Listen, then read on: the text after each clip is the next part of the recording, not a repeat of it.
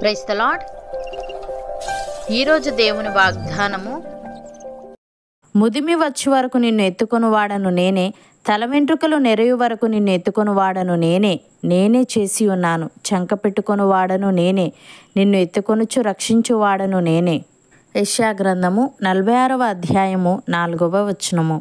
సహోదరి సహోదరులారా, దేవుడు తన ప్రజలు ధైర్యంగా ఉండాలని, వారి భవిష్యత్తు విషయంలో నిర్భయంగా ఉండాలని ఆశపడుతున్నాడు.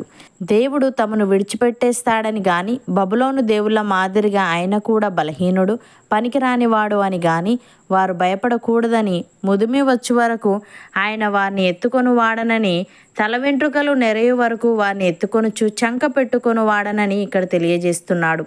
ప్రియులారా, తండ్రి తన చంటి పిల్లవాడిని ఎత్తుకున్నట్టుగా దేవుడు తన పిల్లల్ని ఎత్తుకుంటాడు. వారు వెళ్ళే ప్రతి మార్గంలో ఆయన వారికి తోడుగా ఉండి వారికి పొంచి ఉన్న ప్రతి అపాయము నుండి వారిని తప్పిస్తాడు. ఆయన పిల్లలైన వారు చేయాల్సింది ఆయనపై నమ్మకముంచి ఆయన తట్టు తిరగడమే. భక్తుడు ఈ విధంగా అంటున్నాడు, కొండల తట్టు నా కన్నులెత్తుచున్నాను, నాకు సహాయం ఎక్కడ నుండి వచ్చును? యెహోవా వలననే నాకు సహాయము కలుగును. ఆయన భూమి ఆకాశములను సృజించినవాడు. ఆయన నీ పాదము తొట్టిల్లనియ్యడు. నిన్ను కాపాడువాడు కొనుకడు, ఇజ్రాయేలును కాపాడువాడు కొనుకడు, నిద్రపోడు. యెహోవాయే నిన్ను కాపాడువాడు. నీ కుడి ప్రక్కను యెహోవా నీకు నీడగా ఉండును. పగలు ఎండ దెబ్బ అయినను నీకు తగులదు, రాత్రి వెన్నెల దెబ్బ అయినను నీకు తగులదు. ఏ అపాయమును రాకుండా యెహోవా నిన్ను కాపాడును. ఆయన నీ ప్రాణమును కాపాడును. ఇది మొదలుకొని నిరంతరము నీ రాకపోకల యందు యెహోవా నిన్ను కాపాడును అని. ప్రియులారా, మీరు విశ్వసించు అతి పరిశుద్ధమైన దాని మీద మిమ్మును మీరు కట్టుకొనొచ్చు, పరిశుద్ధాత్మలో ప్రార్థన చేయొచ్చు, నిత్య జీవార్థమైన మన ప్రభువగు యేసుక్రీస్తు కనికరము కొరకు కనిపెట్టుచు దేవుని ప్రేమలో నిలుచున్నట్లు కాచుకొని ఉండుడి. సందేహపడు వారి మీద కనికరము చూపుడి. అగ్నిలో నుండి లాగినట్టు కొందరిని రక్షించుడి. శరీర సంబంధమైన వారి అపవిత్ర ప్రవర్తనకు ఏమాత్రము నొప్పుకొనక దానిని అసహించుకొనుచు భయముతో కొందరిని కరుణించుడి.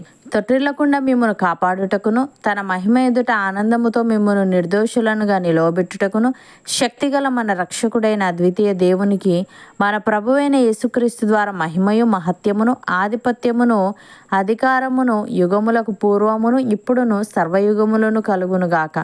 అపోస్తలుడైన పౌలు రోమీలకు వ్రాస్తూ ఈ విధంగా అంటున్నాడు, దేవుడు తన కృపావరముల విషయంలోను పిలుపు విషయంలోను పశ్చాత్తాపడడు. మీరు గత కాలమందు దేవునికి అవిధేయులై ఉండి ఇప్పుడు వారి అవిధేయతను బట్టి కరుణింపబడితిరి. అటువలనే మీ ఎడల చూపిన కరుణను బట్టి వారును ఇప్పుడు కరుణ పొందు నిమిత్తము ఇప్పుడు వారు అవిధేయులై ఉన్నారు. అందరి ఎడల కరుణ చూపవలనని దేవుడు అందరినీ అవిధేయతా స్థితిలో మూసివేసి బంధించి ఉన్నాడు. ఆహా, దేవుని బుద్ధి జ్ఞానముల బాహుల్యము ఎంతో గంభీరము.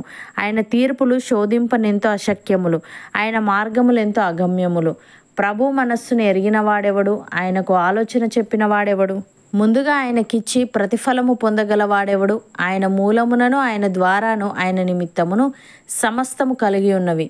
యుగముల వరకు ఆయనకు మహిమ కలుగునుగాక అని. సహోదరి సహోదరులారా, మీకు దేవుని వాక్యము బోధించి మీ పైని నాయకులుగా ఉన్న వారిని జ్ఞాపకం చేసుకొని వారి ప్రవర్తన ఫలమును శ్రద్ధగా తలంచుకొనుచు వారి విశ్వాసమును అనుసరించుడి. యేసుక్రీస్తు నిన్న నేడు ఒకటే రీతిగా ఉన్నాడు. అవును, యుగయుగములకును ఒకటే రీతిగా ఉండును. నానా విధములైన అన్యబోధల చేత త్రిప్పబడకుడి. భోజన పదార్థములను బట్టి కాక కృపను బట్టే హృదయము స్థిరపరచుకొనుట మంచిది. భోజనములను బట్టి ప్రవర్తించిన వారికి ఏమీ ప్రయోజనము కలగలేదు.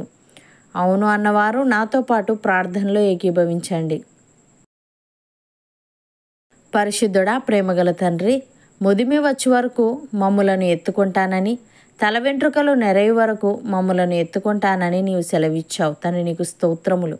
దేవా, మేము నీ యందు నమ్మకముంచి నీ తట్టు మా కన్నులెత్తే వారంగా ఉండుటకు సహాయము దయచేయమని మేము విశ్వసించు అతి పరిశుద్ధమైన దాని మీద మమ్మును మేము కట్టుకొనొచ్చు, పరిశుద్ధాత్మలో ప్రార్థన చేయుచు నిత్య జీవార్థమైన నీ కనికరము కొరకు కనిపెట్టుచు నీ ప్రేమలో నిలిచినట్లు కాచుకొని ఉండే వారంగా ఉండుటకు కృప చూపమని మాకు వాక్యము బోధించి మా పైని నాయకులుగా ఉన్న వారిని జ్ఞాపకము చేసుకొని వారి ప్రవర్తన ఫలమును శ్రద్ధగా తలంచుకొనుచు వారి విశ్వాసమును అనుసరించే జీవితం మాలో ప్రతి ఒక్కరికి నీ దయచేయమని, తొట్టిల్లకుండా మమ్ములను కాపాడి నీ మహిమ ఎదుట ఆనందముతో మమ్మను నిర్దోషులనుగా నీవే నిలబెట్టమని యేసుక్రీస్తు నామమున ప్రార్థిస్తున్నాము తండ్రి.